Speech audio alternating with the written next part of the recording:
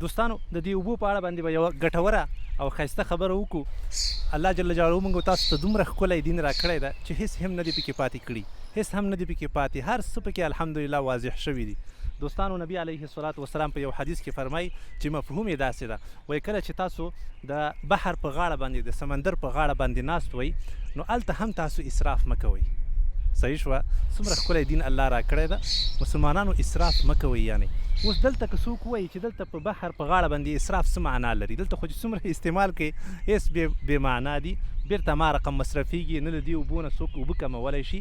نو ولې موږ اسلام له دې نه منع کړي چې باید دلته هم موږ اسراف ونه کړو. که فرض که دلته څوک اودس کوي باید دلته نهایت 3 وارې خپل اندامونه ومینځي، له هغه نه زیات مینځل ناروا دي او حرام دي. ولې؟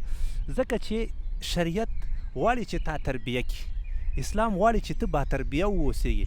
دلته خو صحیح ده چې اوبه ډېرې دي، خو هر ځای کې بیا اوبه دومره زیاتې نشته ده، کیدای شي ته بې تربیه عادت شي، هلته کوم ځای کې چې اوبه کمې دي هلته لاړ شي او شروع کړي شرپه شرپه دا اوبه ضایع کوې.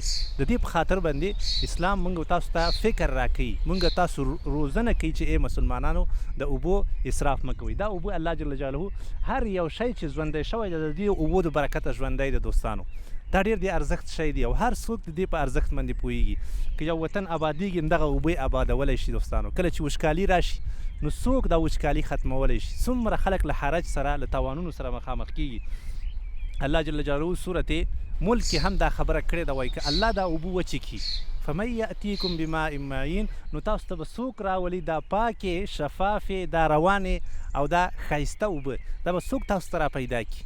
فرض کړئ دا اوبه ډوبې شي، کته غرقې شي په دې دنیا کې په دې ځمکه کې، نو څوک یې بیا راویستلی شي؟ دوستانو دا د الله جل جلاله لوی نعمت ده، په موږ تاسو باندې لازم دي چې د دې شکرانه ادا کړو، د دې قدرداني وکړو. اسراف مه کوئ. که تاسو هر ځای کې وئ، که په حمام کې وئ، که په کور کې وئ، که میلمستیا هغه کې وئ، که څومره هم اوبه پرېمانه وي، اگر که تاسو د سمندر په غاړه هم ناست یئ خو په هېڅ وجه باندې هم اسراف ونه کوئ، ځکه چې اسراف دا شیطانان کوي. السلام علیکم ورحمة الله.